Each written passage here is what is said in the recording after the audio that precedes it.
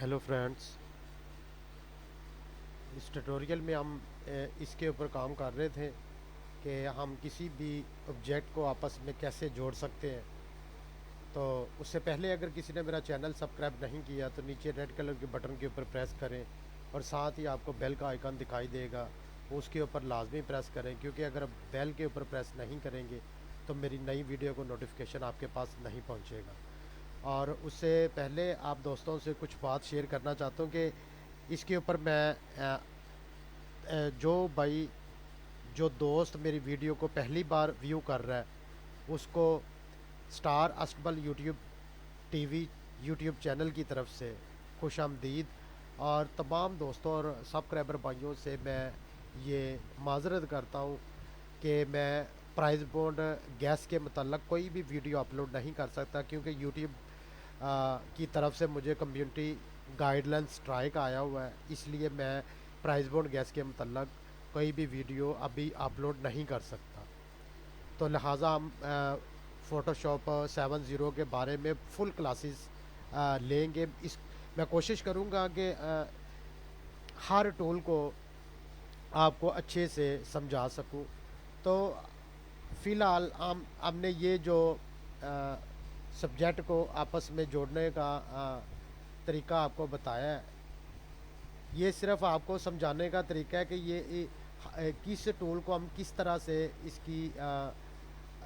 इसके ऊपर काम कर सकते हैं और किस तरह से एक सब्जेक्ट को आपस में जोड़ सकते हैं। और इससे आपको हर टूल की पहचान होनी चाहिए, ताकि जब भी हम इसके ऊपर कोई भी काम करें तो हमें इस बात का पता हो कि हमें इस टूल का पता है। और ये मेन्यू बार के बारे में और इसकी प्रॉपर्टी काफ़ी चीज़ें मैं आपको आगे जाके बताने की कोशिश करूँगा, समझाने की कोशिश करूँगा। तो हमने ये किसी भी ऑब्जेक्ट को आपस में जोड़ने का, उसकी बैकग्राउंड चेंज करने का, उसमें कलर चेंज करने का हमने पिछले ट्यूटोरियल में सीखा था। तो अब हम इस लेयर को अंडो करेंगे, क्योंकि अंडो करने का डिफ़ॉल्ट तरीका ये है कि हम अल्टर और कंट्रोल को और जेड को दबाएंगे। तो ये देखें, हाँ, हम बिल्कुल एक एक चीज़ जो है इसकी हमने ट्राई की थी वो ख़त्म हो जाएगी और फिर हम अपनी ज़ीरो पॉइंट पे न्यू लेयर के ऊपर वापस आ जाएंगे। हमने एक तरीका तो सीख लिया था, दूसरा तरीका इसका ये है कि हमने अब किसी भी, ये देखें, जैसा कि हमने एक रेक्टेंगल टूल को लिया, ये तवज्जो करें, ये चीज़ें आपको एल्बम जो किसी भी शादी ब्याह की तस्वीरें, फ़ोटो आप एल्बम क्रिएट करते हो उसमें आपको इन टूल की बहुत ज़्यादा ज़रूरत पड़ेगी। अब हमने सीखा था कि इसको किसी भी ऑब्जेक्ट को आपस में कैसे जोड़ते हैं। तो अब हम ये चाहते हैं कि किसी भी ऑब्जेक्ट को अगर हमने उसको यहाँ से, ये देखिए, आप पहले हम ऐड टू सिलेक्शन के ऊपर गए थे, अब हम सिलेक्शन फ्रॉम सब सब्जेक्ट सिलेक्शन टूल के ऊपर इसको प्रेस करेंगे।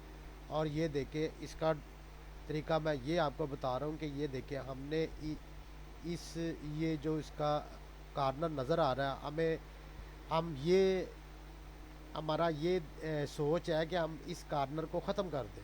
तो ये देखिए, ये ख़त्म हो गया। और अब हम इधर चाहते हैं कि ये बहुत ज़्यादा, यहाँ से हम इसको काट करेंगे तो ये देखें, ये वहाँ से होगा। अगर हम यहाँ से इसको करेंगे तो ये देखिए, कैसे भी आप इसकी शेप को क्रिएट कर सकते हैं, किस तरह से भी इसको बना सकते हैं। जैसा कि हमने, ये देखिए, हम इसको अंडो करते हैं।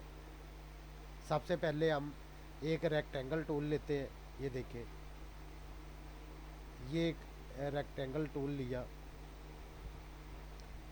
और उसके बाद हमने इसको कट करना है। हमने अपनी मर्ज़ी से इसकी शक्ल को तैयार करना है। तो हम ऐसे करेंगे, ये देखिए, यहाँ जाएंगे, ये देखिए, यहाँ से कट हो गया। उसके बाद हम इसको यहाँ से कट करेंगे, ये देखिए, तो ये हमारे पास एक टी, एक स्पेलिंग हमारे पास क्रिएट हो गया। इसको हम कलर देंगे अल्ट्रा बैक स्पेस से और कंट्रोल डी, इसकी सिलेक्शन ख़त्म करेंगे तो ये देखें एक टी की शक्ल का हमारे पास, ये देखें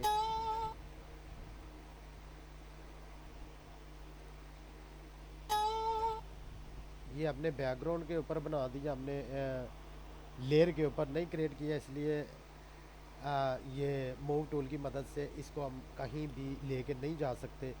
तो लिहाजा इसका डिफ़ॉल्ट तरीके का आपको पता चल गया। इसको अंडू करते हैं, ये देखें तो हम न्यू लेयर के ऊपर काम करेंगे क्योंकि बैकग्राउंड के ऊपर हम काम कर नहीं सकते। तो हम दोबारा से इसको क्रिएट करेंगे। ये देखें हमने एक टी को तैयार करना है, एक स्पेलिंग को तैयार करना है। तो हम किस तरह से कर सकते हैं? सबसे पहले हम इसके ऊपर जाएंगे, ये देखें, उसके बाद हम यहाँ से फिर इसको, ये देखिए अब इसके अंदर हम अल्टर बैक स्पेस की मदद से कलर फिल करेंगे, कंट्रोल डी की मदद से इसकी सिलेक्शन ख़त्म करेंगे। तो ये देखें अब हम इसको मूव टूल की मदद से उठाएंगे तो ये कहीं भी जा सकता। और ये थोड़ा सा, ये सिर्फ मैं आपको समझा रहा हूँ कि आप इन टूल की को किस तरह से इस्तेमाल कर सकते हैं। तो लिहाजा इसका एक डिफ़ॉल्ट तरीका ये था। और उससे उससे पहले हमने इसको जोड़ना था, तो यू अल्टर बैक स्पेस की मदद से हमने कलर फिल किया, कंट्रोल डी किया, सिलेक्शन ख़त्म। पहले हमने किया था कि ऐड टू सिलेक्शन, कि किसी भी ऑब्जेक्ट को आपस में कैसे जोड़ते हैं। और फिर हमने ये देखे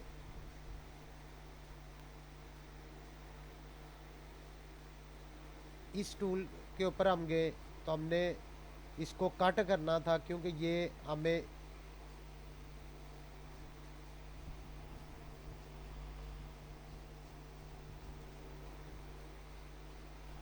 ये वाला हिस्सा हमें पसंद नहीं आ रहा था। कंट्रोल टी की कंट्रोल का बटन प्रेस करेंगे और माउस को यहाँ लेयर के ऊपर लेके आएंगे।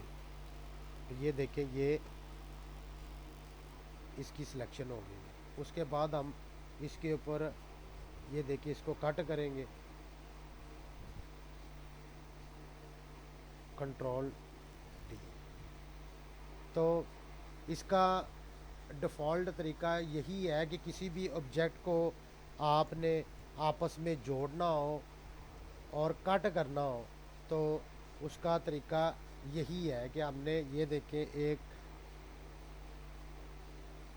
और अब हम इसको कट करना चाहते हैं तो ये देखें ये कट हो गया। हम किसी भी शक्ल को किस तरह से क्रिएट कर सकते हैं ये आपने अपने जहन से करना है।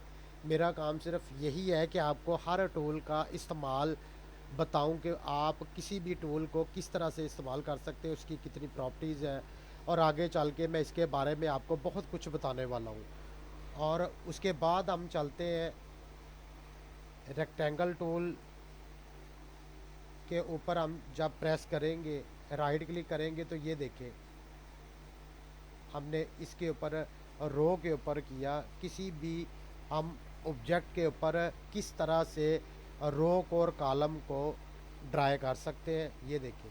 अब हमने रो को सिलेक्ट किया और ये देखें एक रो हमारे पास क्रिएट हो गई है। उसके बाद अगर हम चाहते हैं कि ये इसकी लाइन बहुत ज़्यादा बारीक है, हमें नज़र नहीं आ रही, तो हम ये देखें मेन्यू बार में ऐड के ऊपर प्रेस करेंगे और सीधा जाएंगे स्टॉक के ऊपर। स्टॉक के ऊपर प्रेस करेंगे तो ये देखें इसकी विड्थ यहाँ 1 पिक्सल है, तो हम इसको यहाँ से कर देंगे 20।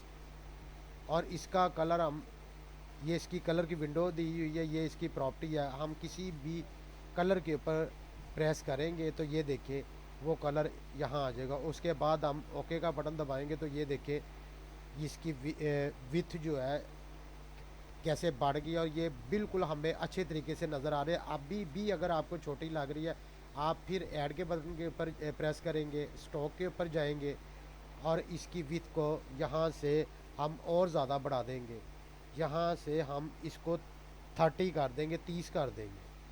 तो ये देखें, ये अब 30 हो गई है। कंट्रोल डी, इसकी सिलेक्शन ख़त्म हो गई है और मूव टूल की मदद से हम इसको उठा के कहीं भी लेके जा सकते हैं। क्योंकि ये रो इसलिए है, आप किसी भी ऑब्जेक्ट के ऊपर काम कर रहे हैं या कोई पासपोर्ट साइज़ फ़ोटो या कोई दूसरी फ़ोटो आपने तैयार करनी है, तो आपको आपके पास बहुत से यानी कि आपके पास काफ़ी तस्वीरें हैं जिनका एक खावर नाम की है, एक असलम नाम की है, एक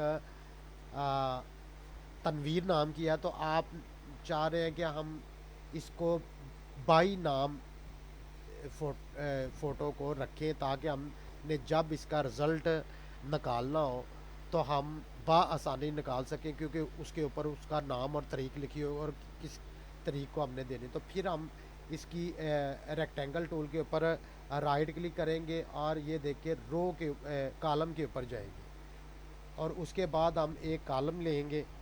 ये देखिए, ये कॉलम लिया और इसकी विड्थ हमको नज़र नहीं आ रही। फिर हम ऐड के मेन्यू बार में ऐड के ऊपर प्रेस करेंगे, स्टॉक पे जाएंगे और इसका सबसे पहले कलर को चेंज करेंगे।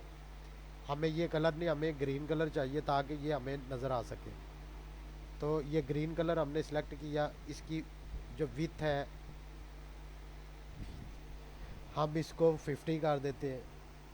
ये देखिए 50 और ओके का बटन प्रेस किया तो ये देखिए ये कंट्रोल डी, इसकी सिलेक्शन ख़त्म की और आप देखें ये, और फिर मूव टूल के ऊपर प्रेस करके इसको हम कहीं भी लेके जा सकते हैं।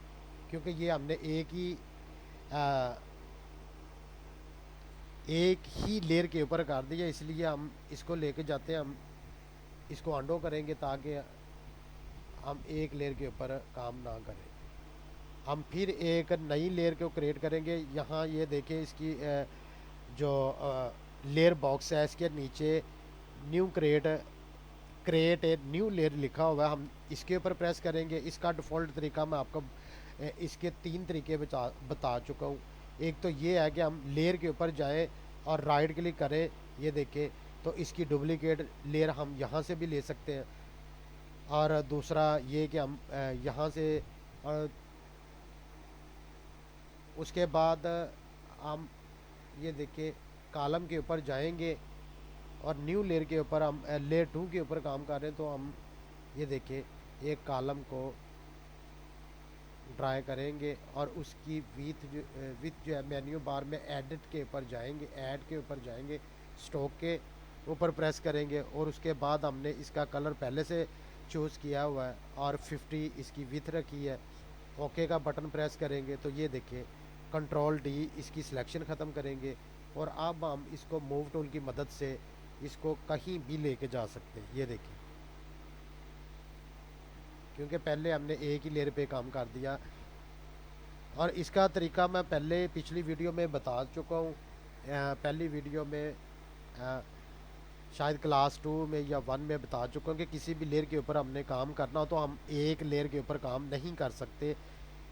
इसका डिफ़ॉल्ट तरीका ये है कि हम किसी भी ऑब्जेक्ट के ऊपर हमें काम करना होगा तो अगर हमने कलर चेंज किया है तो हमने नई लेयर के ऊपर काम करना है। अगर हमने फिर कलर को चेंज करना है तो फिर एक और नई लेयर लेनी पड़ेगी, उसके ऊपर काम करना पड़ेगा। तो ये देखें, उसके बाद अगर हम इसकी कॉपी चाहते हैं तो हम इस लेयर के ऊपर ये देखें माउस को लेके जाना है, इस लेयर के ऊपर राइट क्लिक करना है और ये देखें लेयर 1 लिखा हुआ है, ये लेयर 1 अब ये सिलेक्ट हो चुकी है। अब हम इसके ऊपर जाएंगे, इसकी डुप्लीकेट लेयर हम लेंगे। ये देखें, ये हमने इसकी डुप्लीकेट लेयर ली और रो की, तो ये देखिए इसको उठाया और यहाँ लेके आए।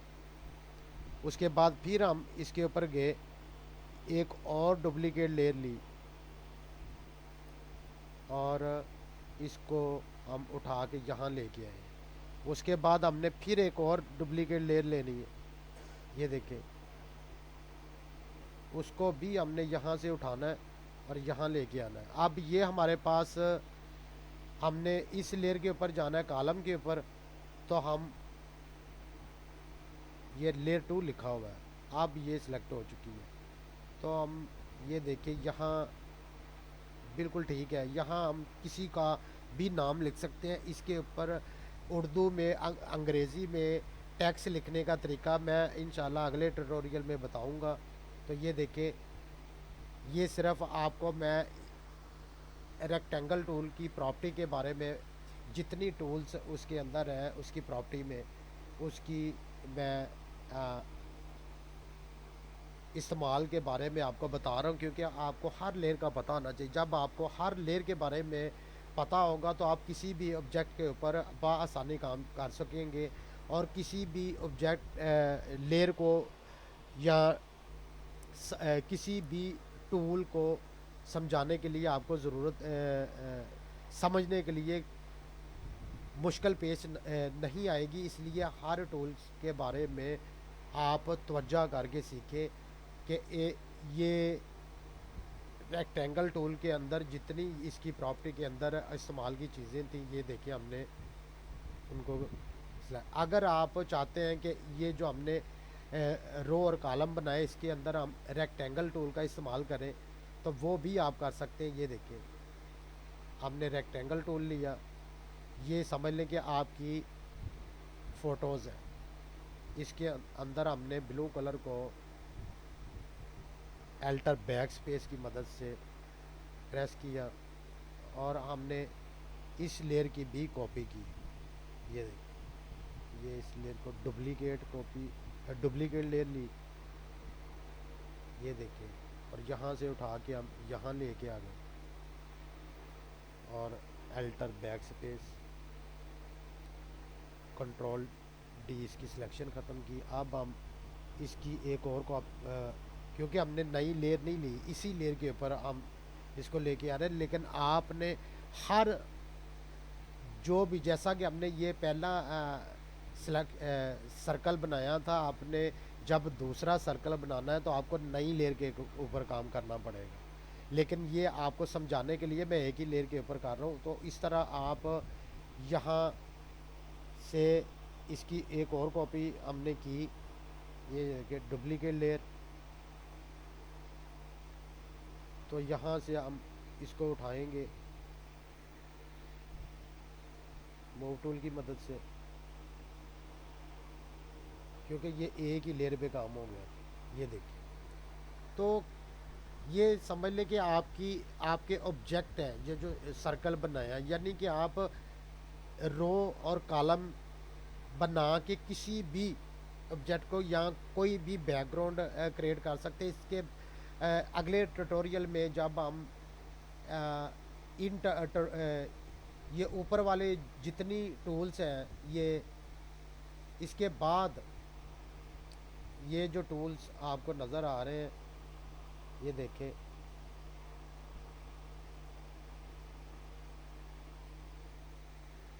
जब हम इन टूल के बारे में ठहरे,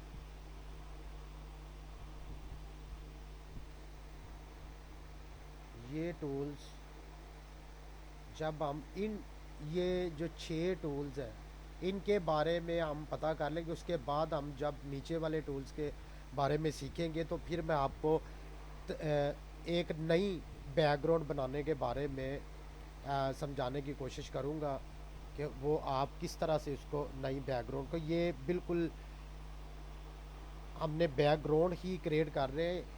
कोई भी ऑब्जेक्ट, ये अब आपको इन टूल के बारे में पता चल रहा है कि हमने रेक्टेंगल के अंदर उसकी प्रॉपर्टी के अंदर जितने टूल हैं उनका इस्तेमाल किस तरह से कर सकते हैं। उसके अंदर ये कॉलम और ये रो और सर्कल और रेक्टेंगल और इसको किसी भी ऑब्जेक्ट को आपस में जोड़ने का तरीका, जैसा कि ये देखें, इसको अंडो करते हैं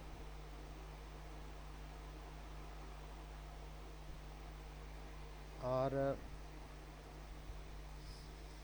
रेक्टेंगल के ऊपर जाते हैं और इसको ऐड टू सिलेक्शन के ऊपर जाते हैं।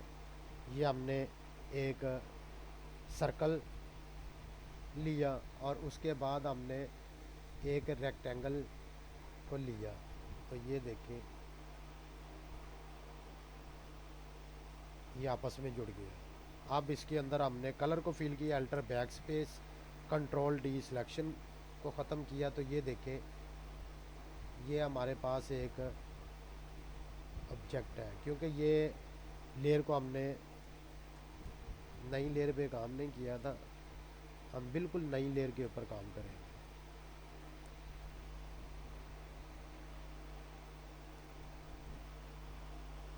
किसी लेयर को भी आपने डिलीट करना हो तो उसका डिफ़ॉल्ट तरीका मैंने आपको दो शॉर्टकट तरीके बताए हैं। अब हमने ये देखे एक सर्कल लिया, उसको ड्राई किया, उसके बाद हमने एक रेक्टेंगल को ड्रा किया, और अब हम एक सर्कल को लेंगे और इसको ये देखें इसके साथ ज्वाइन करेंगे, और इसमें अल्टर बैक स्पेस की मदद से कलर फिल किया, सिलेक्शन को ख़त्म किया, तो ये देखें एक हमारे पास ये देखें इस तरह से। यानी कि आप इन टूल की मदद से इन टूल की तफसील के बारे में आगे जाके मैं बहुत कुछ आपको इन सिर्फ रेक्टेंगल की टूल से आप क्या क्या कर सकते हैं वो मैं आपको आगे वाले ट्यूटोरियल में बताऊंगा। अब इसके बाद हम बात करेंगे मैजिक टूल के ऊपर, मैजिक वैन टूल के ऊपर और लासो टूल के ऊपर बात करेंगे। ये इन दो टूल के बारे में इस ट्यूटोरियल आने वाले ट्यूटोरियल में बात करेंगे, और आहिस्ता आहिस्ता हम इसके ऊपर वाले जितने टूल्स हैं ये 6 इनके बारे में जानेंगे। उसके बाद हम नीचे वाले टूल्स के बारे में जानेंगे उसके बाद। और जैसे ही आपको हर टूल की हर चीज़ के बारे में पता चलेगा, इसको किस तरह से इस्तेमाल करना, फिर मैं आपको तस्वीर की बैकग्राउंड कैसे चेंज करते हैं और कार्टून कैसे उसकी बैकग्राउंड को क्रिएट करते हैं, और इसकी GIF एनिमेशन फ़ाइल के बारे में बहुत कुछ आगे जाके हम सीखेंगे।